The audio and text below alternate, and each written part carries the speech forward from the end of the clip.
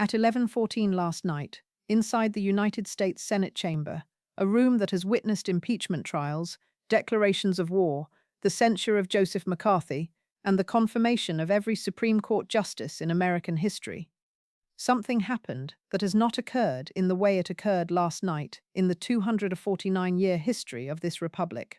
67 United States senators, the exact constitutional supermajority threshold required under Article 1, Section 7 of the Constitution, voted to override a presidential veto in an emergency session that was convened with less than 48 hours' notice, held on a Sunday night, and concluded with a roll call vote that split the Republican Party down the center in a way that no political strategist, no cable news analyst, and no White House advisor predicted was possible even 72 hours ago.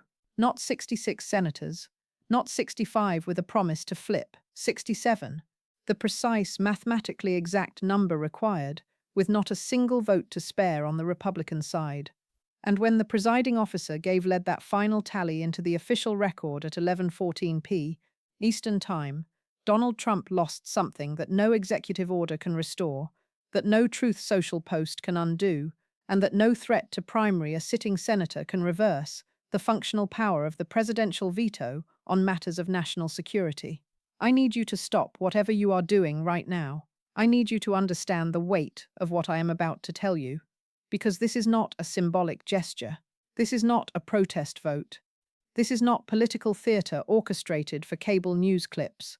This is the United States Senate, the institution the founders designed as the deliberative brake on executive overreach, telling a sitting president, on the record, with a supermajority that includes 22 members of his own party, that his authority has limits, and that those limits will be enforced with the full constitutional power of the legislative branch. If you care about what happens to this country over the next 72 hours, you need to subscribe to this channel right now and turn on notifications, because the fallout from last night's vote has not even begun to unfold, and what I am about to walk you through over the next 25 minutes is why this override changes everything: the balance of power in Washington, the trajectory of this presidency, and the fundamental question of whether American institutions can still function as designed when a president decides the rules do not apply to him. Here is what we know. 3 independent sources, 2 senior Senate aides, 1 embedded within the Republican conference leadership structure, and 1 within a bipartisan working group that has been operating entirely below the media radar for the past 11 days, have confirmed to us the full sequence of events leading to last night's historic vote.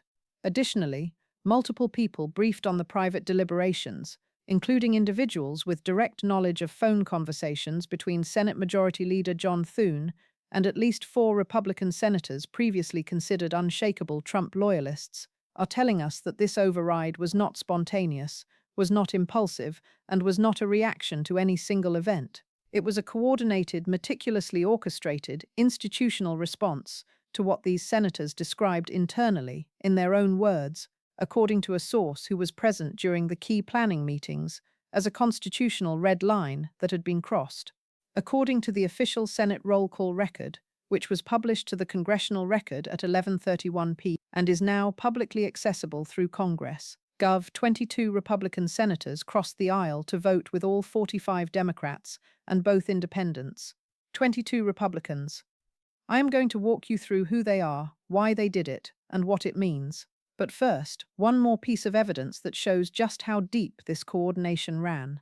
Flight tracking data, which is publicly available through websites like Flight Radar 24 and ADSB Exchange, shows that 3 senators who were not scheduled to return to Washington until Monday, including Senator Mike Rounds of South Dakota, who was reportedly on a family vacation in Montana, boarded return flights to Washington between 2 o'clock and 4 o'clock p.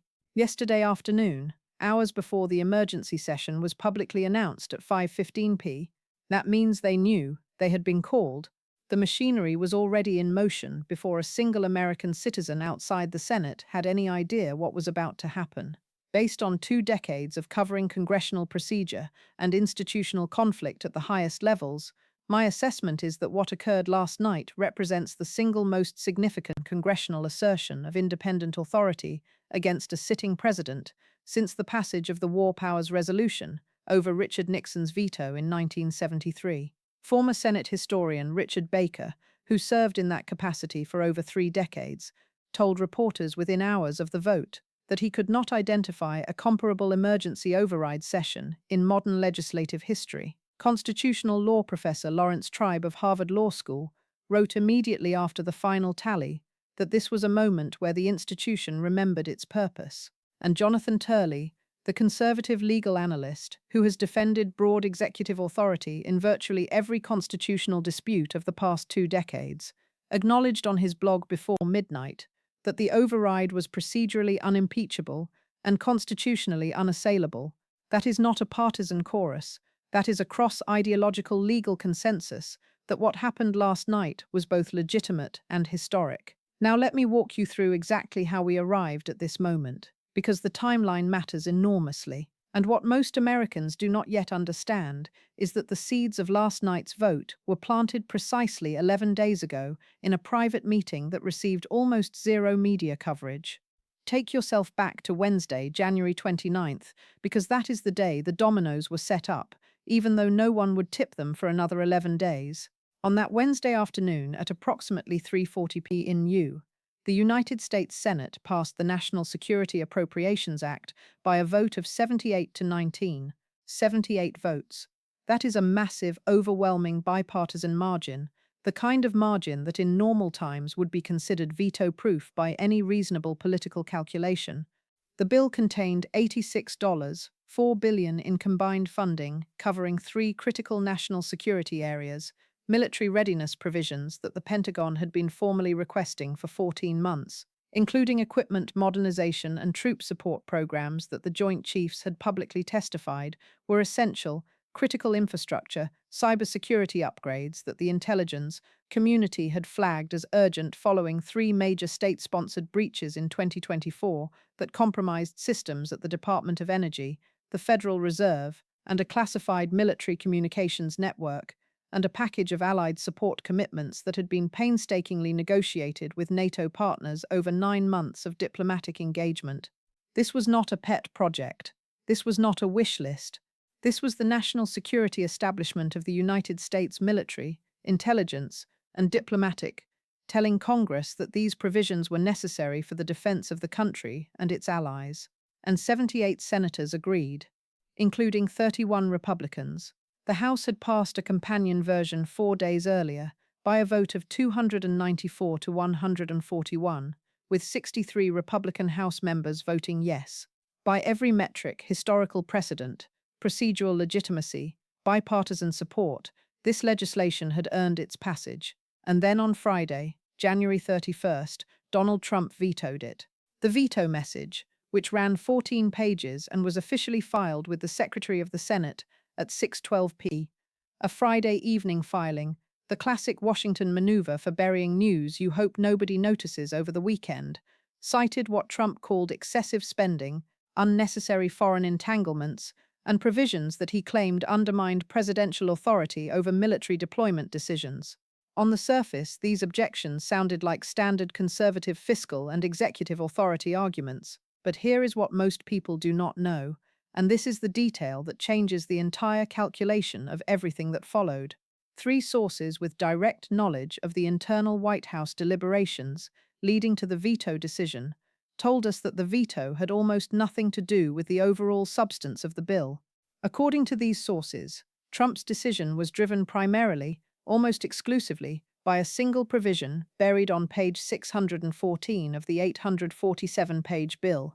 That provision required the president to provide congressional notification within 48 hours of any redeployment of United States military forces from NATO allied nations.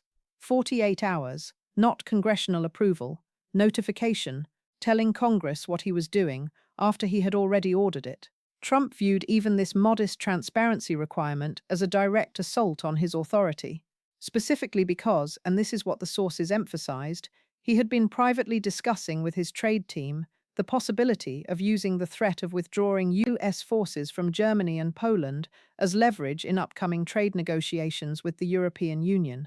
One source described Trump's reaction when White House counsel flagged the provision during a briefing as volcanic, saying that he threw the briefing document across the Oval Office desk and told the room that no piece of paper signed by Congress was going to tell him where he could move American soldiers. Hit that like button right now if you understand why what I just described matters, because the algorithm determines whether this analysis reaches people who need to see it, and every single like helps push this to more viewers before the spin machine has a chance to rewrite this story. Now here is where it gets dangerous. Within hours of the veto, something remarkable began happening. Not publicly, not on cable news, not on any social media platform, in private, on personal cell phones, through back channels that had not been activated since the second impeachment. And what happened over the next 11 days is the most consequential piece of institutional coalition building that has occurred in the United States Senate in at least 50 years. Saturday, February 1st. This is day one of what sources are calling the quiet count. John Thune, the Senate Majority Leader, made 4 phone calls from his home in Sioux Falls, South Dakota. Now, before I tell you who he called and what they said, I need you to understand who John Thune actually is, because understanding this man explains everything about why this override succeeded, where previous institutional challenges to Trump failed. John Thune is 65 years old. He has served in the United States Senate for 21 years. He is a 3-term senator from South Dakota, a former House member, and by the consensus assessment of virtually every Senate observer from both parties, the most skilled procedural tactician in the chamber since Mitch McConnell at his peak. Thune is not a firebrand. He does not give thundering floor speeches. He does not seek cable news appearances. He does not tweet provocative statements designed to generate outrage clicks. Thune is a mechanic. He understands the Senate rules, the unanimous consent agreements, the cloture procedures, the quorum requirements, the emergency session provisions, the way a surgeon understands human anatomy, not theoretically, practically. He knows which levers to pull, in what sequence, and at what moment to achieve a specific procedural outcome. When Thune won the Majority Leader election in November 2024, he did so by making one promise to Republican senators that mattered more than any policy commitment, more than any committee assignment, more than any campaign funding guarantee. He promised, "I will protect the institution, not the president, not the party platform, the institution." On that Saturday, Thune made his 4 calls.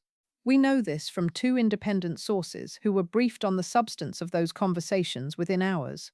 The 4 senators he called were Lisa Murkowski of Alaska, Susan Collins of Maine, Bill Cassidy of Louisiana, and this is the one that should have sent shockwaves through Mar-a-Lago, Lindsey Graham of South Carolina.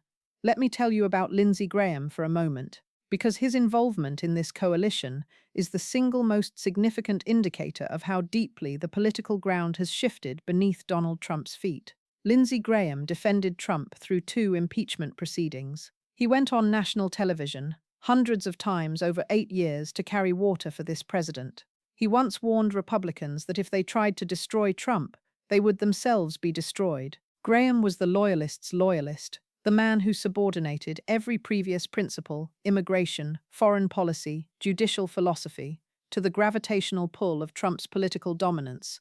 Now let me tell you about the other 3 people Thune called, because each one of them reveals something essential about why this coalition held together when every previous attempt to organize Republican resistance to Trump collapsed. Lisa Murkowski, 67 years old, serving her 4th term representing Alaska, a state so geographically isolated from the continental United States that its politics operate by different gravitational rules than anywhere else in the country. Murkowski is the only Republican senator in modern history to lose a primary challenge and then win re-election as a write-in candidate. She did it in 2010, and the experience fundamentally changed her relationship to party loyalty. Murkowski does not owe the Republican Party apparatus her seat. She owes it to individual Alaskans who physically wrote her name on a ballot. That independence is not posture, it is structural. When Thune called Murkowski, according to the source, she did not hesitate. She told Thune she had already been counting votes on her own. Susan Collins, 72 years old, the senior senator from Maine, a woman who has survived in a blue-leaning state as a Republican for 28 years by cultivating an image of institutional independence that she protects more carefully than any policy position. Collins voted to convict Trump in his second impeachment trial. She has been publicly critical of executive overreach on multiple occasions. But what makes Collins essential to this coalition is not her ideology. It is her credibility with moderate Republicans in other states who watch her votes as permission structures for their own. When Collins votes to override, she gives cover to every Republican senator who wants to vote the same way but needs someone else to go first. Bill Cassidy, 67 years old, senator from Louisiana, a physician by training, and a man who made the single most consequential vote of his political career when he voted to convict Trump during the second impeachment trial in 2021. That vote cost Cassidy dearly. The Louisiana Republican Party formally censured him within days. But Cassidy did not retreat. He did not apologize. He doubled down, telling reporters that the evidence was overwhelming and that he had sworn an oath to the Constitution, not to any individual. Cassidy's presence in the coalition sent an unmistakable message. The senators willing to break with Trump are not fair-weather rebels who will fold under pressure. They are people who have already paid the price and survived. So when Thune called Graham on that Saturday, according to the source briefed on the conversation, Graham's response was 3 sentences. He said, "I read the veto message. He does not have the votes to sustain it, and I am not going to pretend otherwise. But here is what most people do not understand about why Graham flipped, and this is crucial because it reveals the underlying mechanics of what happened last night. Graham did not flip because of principle. He flipped because of arithmetic. Graham's approval rating in South Carolina had dropped to 41%, the lowest of his career. A credible primary challenger had already raised $3.8 million. Internal polling shared with Graham by the National Republican Senatorial Committee in late January showed a stark calculation. Opposing Trump on this specific vote, a national security funding bill, would cost Graham approximately 6 percentage points with the MAGA base. Defending the veto, however, would cost him approximately 11 percentage points among independents and defense-oriented Republicans who constitute his general election survival coalition. 6 points versus 11. This was not a moral awakening. This was not a crisis of conscience. This was survival math, pure and simple. And Lindsey Graham, whatever else you may think about the man, has always been exceptionally good at survival math. Subscribe now if you want to follow where this goes next, because the implications are staggering, and mainstream media is going to be at least 12 hours behind the analysis I am giving you right now. Sunday, February 2nd through Tuesday, February 4th. The quiet count intensified. Thune's team, working in coordination with Collins and Murkowski, began systematically reaching out to Republican senators to assess the vote landscape. The operational security around this count was extraordinary. No group text messages, no email chains, no Slack channels or encrypted messaging apps. Individual phone calls, most placed from personal cell phones rather than Senate office lines, at pre-arranged times. The reason for this secrecy was not paranoia, it was strategic necessity. If Trump learned about the count before the coalition was locked, he would deploy his standard playbook: public humiliation attacks on social media, recruitment and funding of primary challengers, activation of donor pressure networks, and direct intimidation calls. To survive, the coalition needed to be fully formed and publicly committed before Trump could apply individual pressure to peel off wavering votes. According to one source directly involved in the count, Thune's team identified 18 likely Republican yes votes by Tuesday evening. They needed 22 to guarantee the override, assuming all 45 Democrats voted yes. They were 4 votes short. And then Donald Trump did something that changed everything. Wednesday, February 5th. This is the day the story takes a turn that nobody in the White House saw coming. At approximately 10:30 a.m. Eastern Time, Trump posted on Truth Social attacking the National Security Appropriations Act as, and this is a direct characterization from the Post, a gift to European freeloaders who have been ripping off the United States for decades. But the Post did not stop at criticizing the bill. Trump singled out 3 Republican senators by name: Murkowski, Collins, and Todd Young of Indiana. He called them traitors to the MAGA movement and suggested they would face consequences in their next primaries. Now I need you to understand something about Senate psychology.